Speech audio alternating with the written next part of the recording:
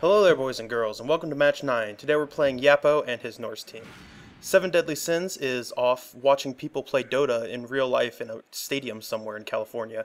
So, today we have guesting Yapo himself. Say hi to the folks at home. Hello. So, Yapo, tell us about Norse. Norse are the best team ever, Of course.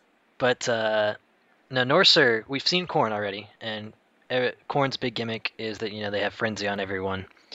Well, Norse actually has quite a bit of frenzy. I have 4 players base with frenzy now because I don't run the big guy because I'm not a fun haver. Of course. And the other thing about Norse is that they are glass cannons. I kind of like to refer to them as light dwarfs because almost all of them start with block, Mm-hmm. as you can see. But instead of being AV9 and thick skull, they are all AV7. Which means that occasionally you have a situation like this where it's turn 1 and you're down a guy. Pretty much every time I line up on the line of scrimmage, I expect one guy to go down with like a KO or badly hurt or sometimes dead. You never know. Right. But that's the big thing with Norse is the frenzy and the fact that they are entirely glass cannons. Norse versus Norse tends to be whoever gets the first casualty wins, literally. Right. And that's sort of how I'm playing this game is I sort of put myself in those shoes where I'm like, if I can KO or get rid of your dudes faster than you can do mine, then I think I stand a pretty good chance of winning. This team that you have sitting right around like 12 or 1300, that's pretty much the sweet spot for Norse. Because that's the point where like they can like leverage their abilities, the fact that they all start with block. And in fact, both of your Ulfwarners, this player who's coming in right now with Frenzy, you gave both of those blocks. So every single player on your team has block. And so like from here on out, getting into higher TVs, other teams who have better, I guess, latent abilities will start to be able to catch up to Norse. But right now, you're pretty much sitting at where you would want to be to get the most out of your team. Correct? Personally, they're good up to. I prefer being up around 14, 1500 because then you can actually start getting like mighty blow and tackle on some other guys and stuff like that. But yeah, no, this is still a really good TV for me, especially because I have so many Norse teams. I'm used to building out Norse teams. Right. The Ulfs have 6 movement, 4 strength, but only 2 agility. So they're kind of like flesh golems in that they're hard to get SPP on at first, but since they have the extra movement, you can go for touchdowns with them. Oh hey, Oh, skulls. it's my first skull of this Welcome game. to skulls. There will be many skulls. You also have a bit of a reputation for having bad dice. My dice have not been bad regularly. Ever since I started recording, my dice have been pretty bad. So I have a feeling we're gonna see lots of poor dice here. Yes, my dice tend to be very very bad block dice, but very very good casualty rolls. So it kind of evens out because like I'll only knock a guy down like half the time I should, but I hurt him twice as often as I should. So it works. And that's the fun thing about games with dice in them is that everything should be equally probable, but it always seems like there's sort of routines that happen. Now because of that block there, oh, and so there's my both downs, or my dub skulls. Yay, skulls. I'm gonna keep leveraging that mighty blow guy, and I'm just gonna sort of shift down the sidelines. I probably push a little farther down than I want to, because one of the bad things about you having 4 frenzy players and 2 strength 4 frenzy players is that you are very good at surfing, and surfing's great for you and not so great for me. But I also want to get down there, so we're gonna move a little bit. Yeah, I also have a reputation amongst people who play Blood Bowl as I will ignore the ball just to serve people if they are valuable enough. Hmm. Also, this is really weird to watch this game from your perspective because everything's backwards from what it should be. Right. Yeah.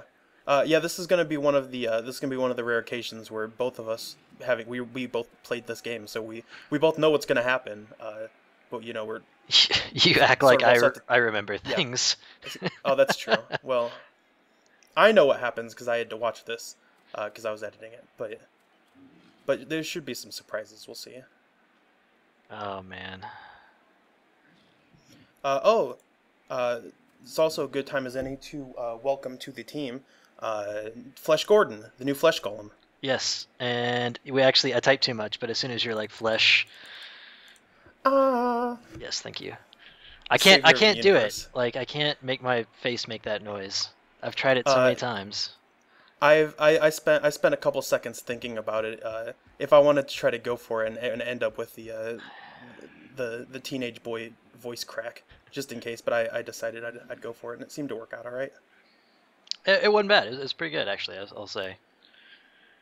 Um, This is not a so this position that I'm in is not it's not a super great one. Uh, I mean, I'm pretty confident that you can't really get to the ball considering that guy down there is stunned, but I'm definitely pinned against the sideline, and this is probably the place that you want me to be. yeah, that's the thing with Norse, especially with the way I play Norse, is if you can funnel people to the sidelines, you have a really good advantage because you can have four frenzy players, two of which are strength four, and if you take a big guy, you got a strength five frenzy player. So Yep. I also, at the same time, though, I'm sort of putting Santos Van Hammerstein out on a limb a little bit. I definitely, because I'm down a ghoul, we're down Ras Al Ghul in this match, I decided that White Power was the second best ball carrier, and I know that you guys really, really, really want to see him throw a pass to Santos. So I was going to try to make that happen and just stick Santos down there, but he's going down. yeah, and that's the other thing. So like, you've got one mighty blow guy, right? Yes, One, Dr. White. yes. I have a berserker who are one of the top. They're not going to say the best, but they're probably one of the top five positionals in the game. Yeah, they're very good. With mighty blow and piling on, which is what I just did to the ghoul there, which is why I kind of jumped on him again. And yeah, that mighty blow turned the normal knockdown into a stun. Yeah, because did you see the injury roll? I broke armor on the reroll with piling on without mighty blow, so my injury roll was 2 and 1. Yep. Like, come on, almost snake.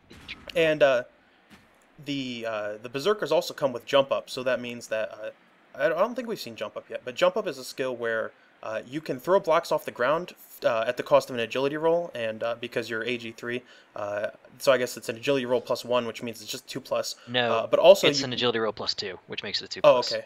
Right, but yeah, it's a 2 plus either way. That is very, very nice to see a. Oh, that was Pelvis Costello. That's my boy. But the point being, you can also stand up off the ground and use your full movement. So normally you're penalized 3 points of movement Correct. for trying to stand up off the ground, and so your player can expend that full 7 points of movement.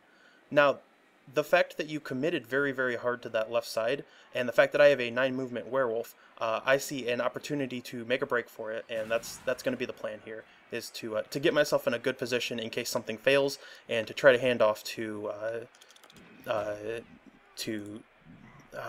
McGruff. Hand off to McGruff and run for it. Also, all my dudes keep dying. But no, I want to talk Yep. about jump up, because jump up is one of my absolutely favorite skills ever.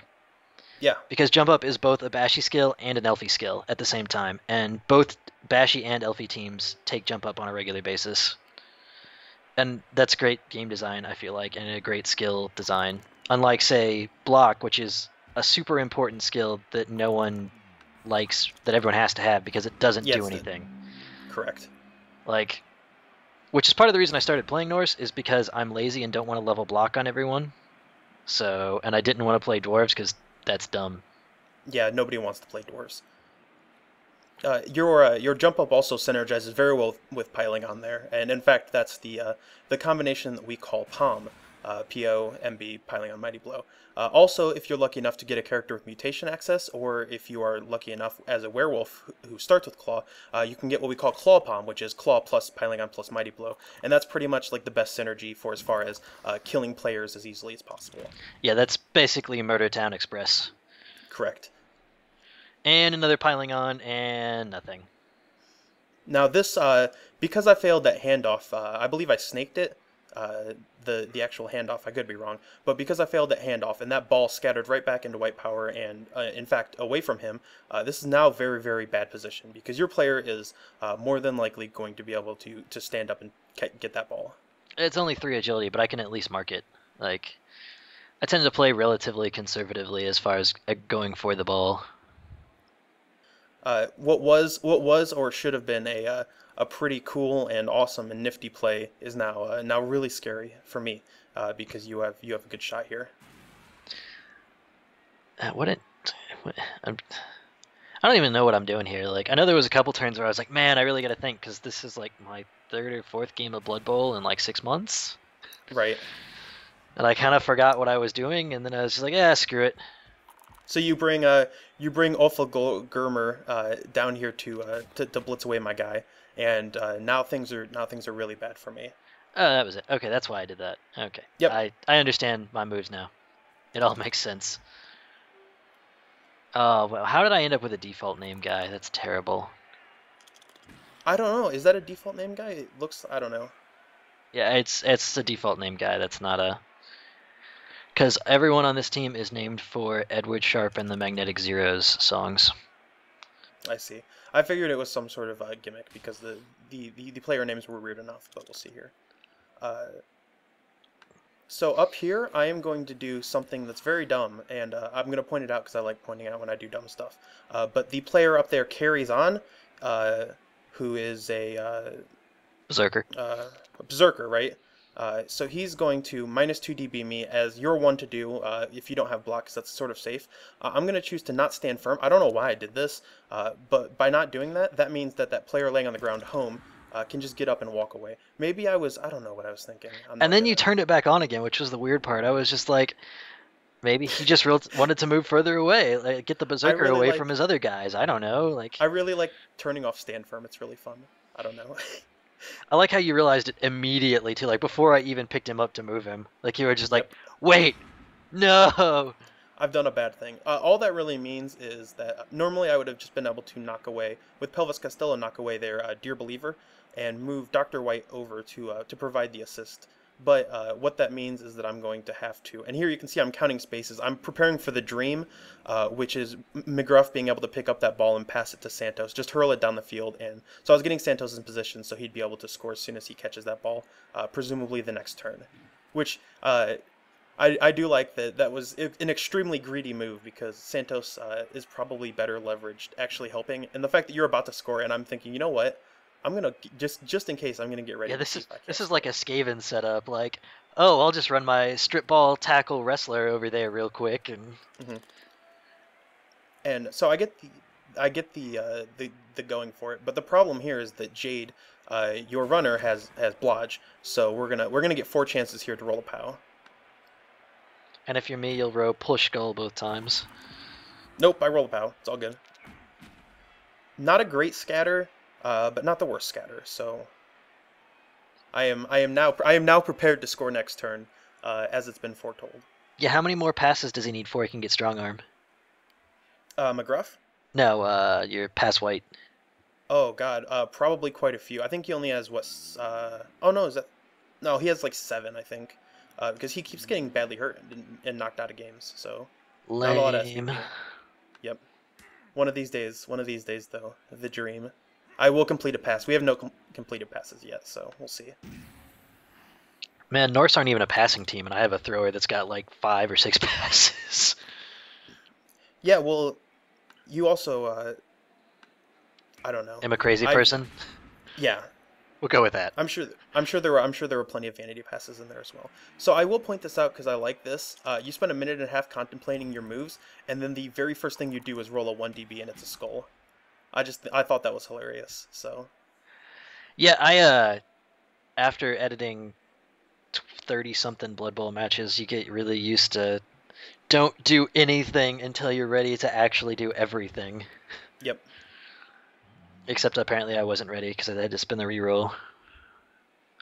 And so I'm sure that that threw a wrench in your plans a little bit. I'm trying to remember what I even. Okay. There's not really. I mean. Okay, this makes more sense. I got this now. I know what's going on.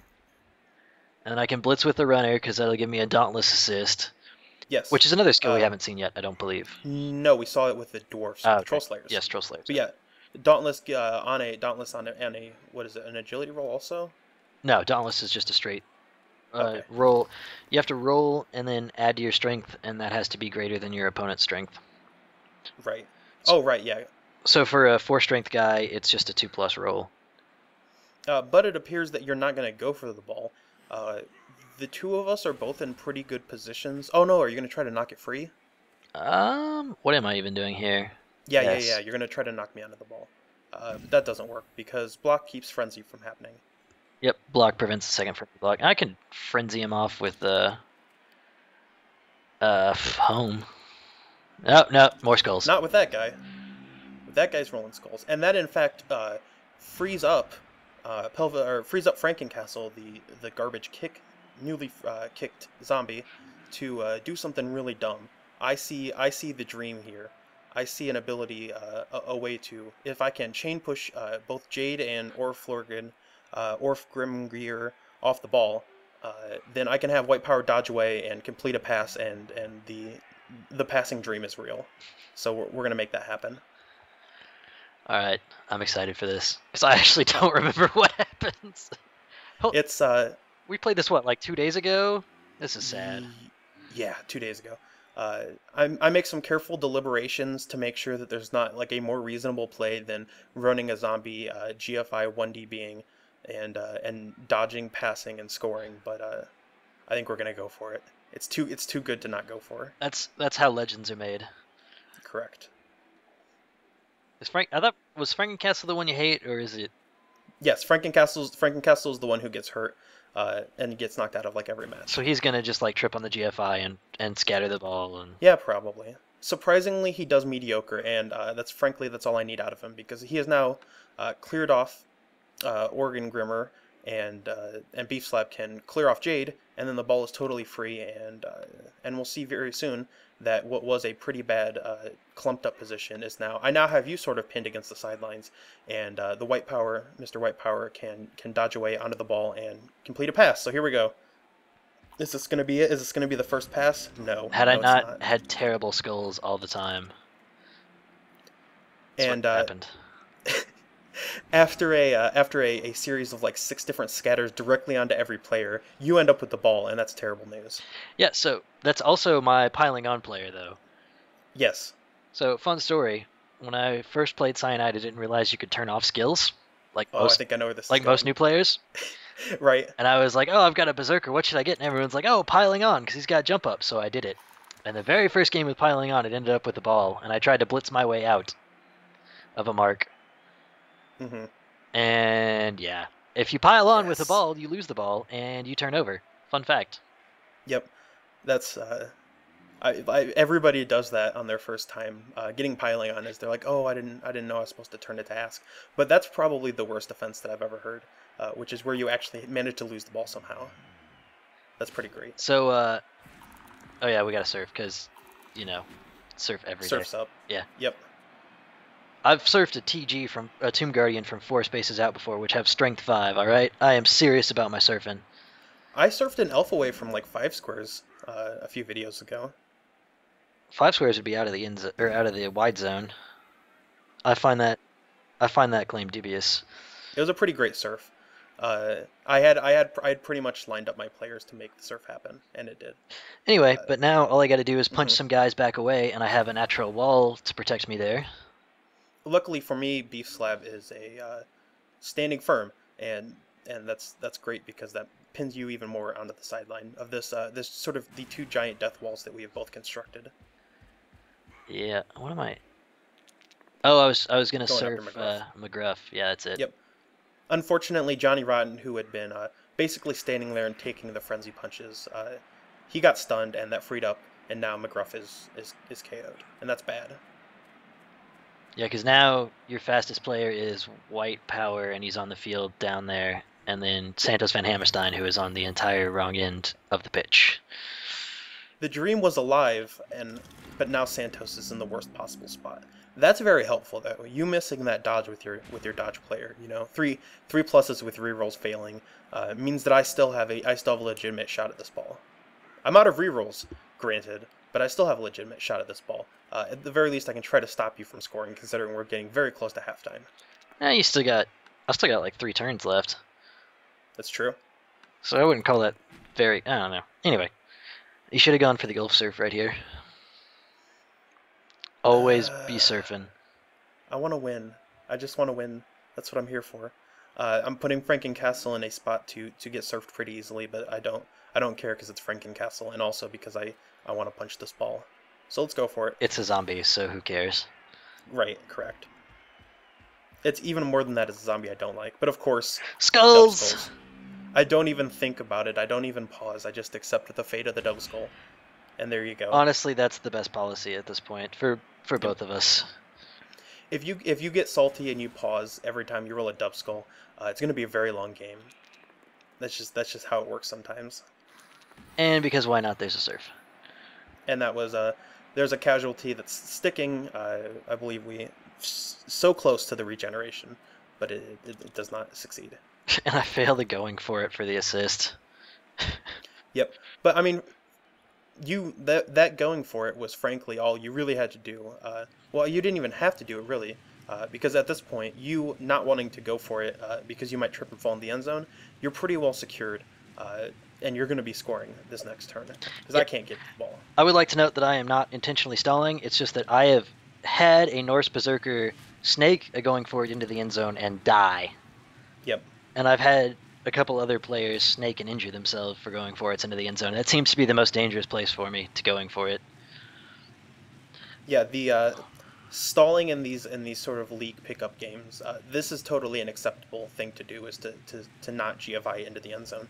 Even in this very own LP, we have seen that going for it into the end zone is very scary and often does not work out well.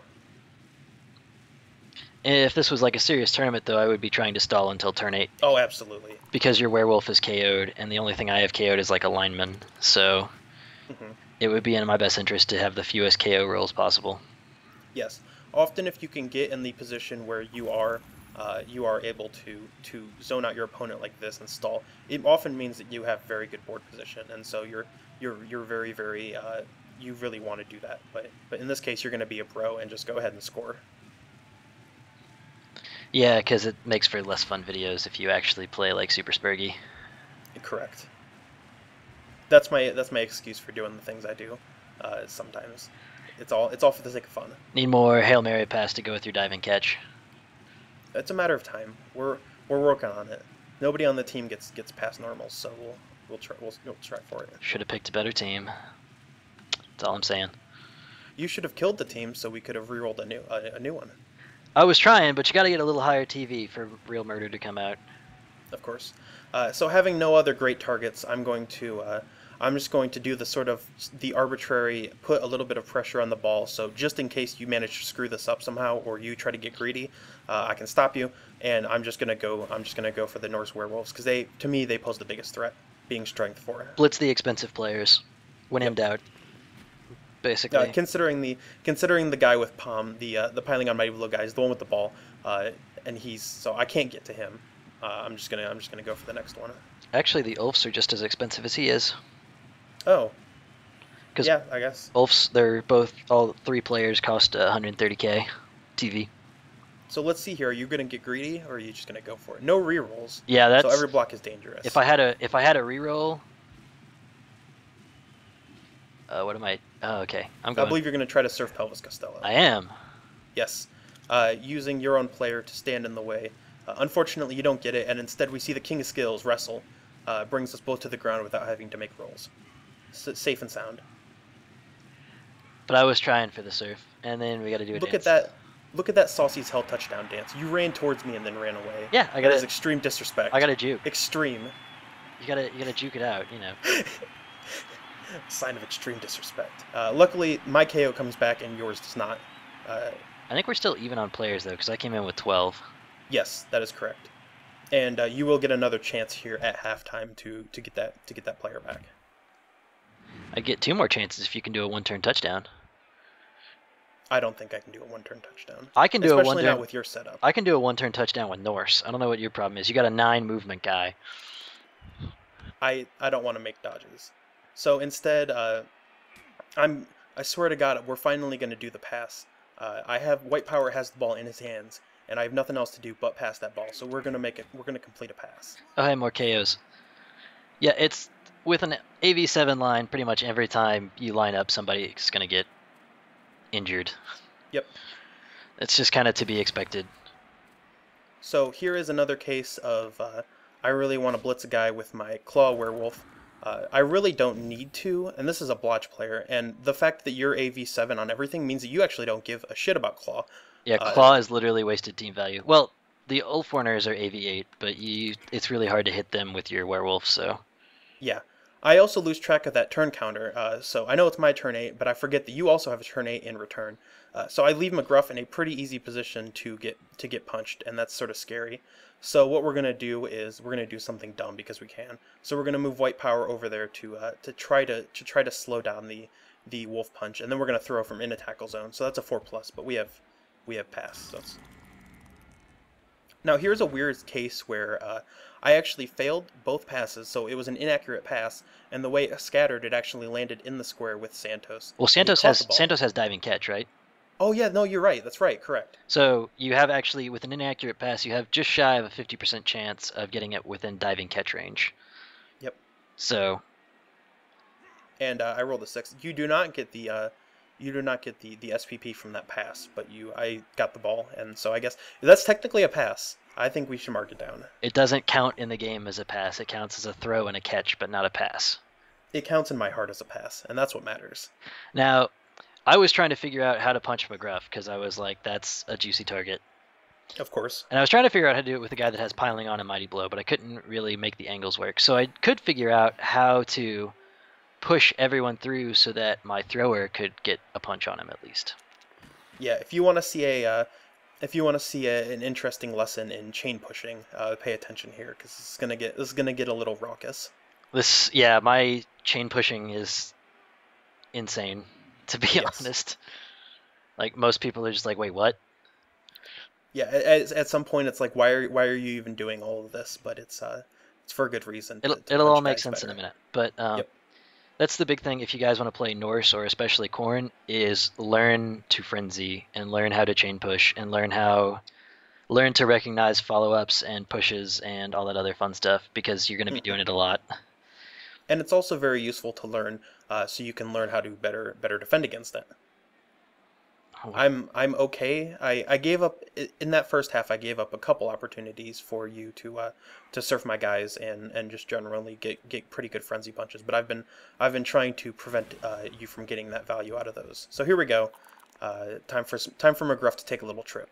If you want to see where he starts and where he ends up, he's gonna be moving. He moves what, 2, 3, 4 spaces? I forget. Yeah, I believe he ends up moving 4 or 5. It starts with the frenzy. Of course. I like how you're like, phew, safe, and it's like, oh no, wait. Yeah, he's never safe with frenzy on the field. And then we go up here to move the zombie away so I can get the assist. Of course. And just in case, for the follow-up, for the extra chain pushing, because why not? Yep. And there you have it, folks. That's how you dub skull. Dub skulls! On the last punch. After all of that work. All of that build up. All right, so that was the first half, and we'll see you guys for the next one.